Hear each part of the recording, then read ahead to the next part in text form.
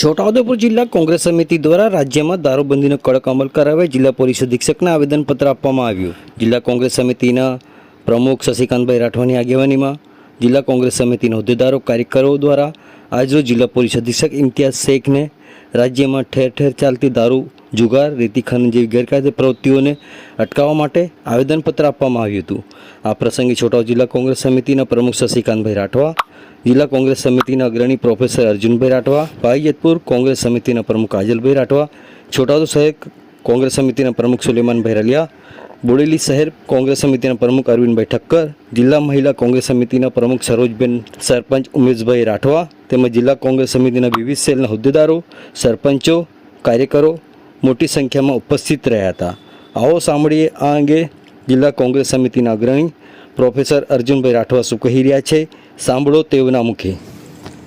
અમે આજે છોટાઉદેપુર કોંગ્રેસના આગેવાનો અમારા પ્રમુખ શશીભાઈના નેતૃત્વમાં એસપી કચેરીને આવેદનપત્ર આપવા માટે આવ્યા છે. આવેદનપત્રનો મુદ્દો છે કે ગુજરાતમાં ઠેર ઠેર દારૂનું વેચાણ થાય છે, ડ્રગ્સનું વેચાણ થાય છે અને એના વિશે કોંગ્રેસ પાર્ટીએ, અમારા ધારાસભ્ય જિગ્નેશભાઈએ આખી વાત બહાર પાડી અને ખુલીને બોલ્યા છે. તો એમને વ્યક્તિગત રીતે ટાર્ગેટ કરવામાં આવી રહ્યા છે અને એમની સામે પોલીસ પરિવારોને ઉશ્કેરીને સરકાર જે રેલીઓ કરાવી રહી છે એ સંપૂર્ણપણે ખોટું છે.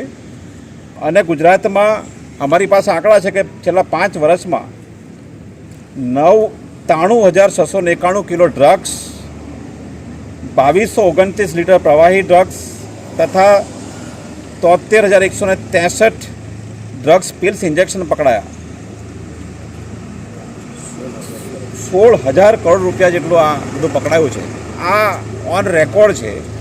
છતાં પણ કોઈ ધારાસભ્ય આની વાત કરે અને સરકારના ગૃહમંત્રીને ખોટું લાગે, કેટલાક જે આમાં સંડોવાયેલા જે પોલીસ અધિકારીઓ છે એમને ખોટું લાગે, એ આ ગુજરાત માટે ખરાબ છે.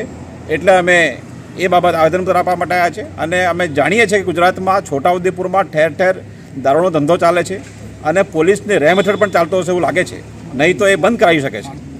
અહીંયા ખાણ ખનીજ, રેત ખનન બધું જ ગેરકાયદેસર ચાલે છે, પણ પોલીસ એના પર એક્શન લઈ નથી રહી અને એ આક્રોશ જનતામાં છે.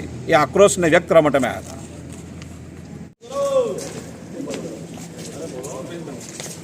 બંધ કરો ભાઈ, બંધ કરો, બંધ કરો.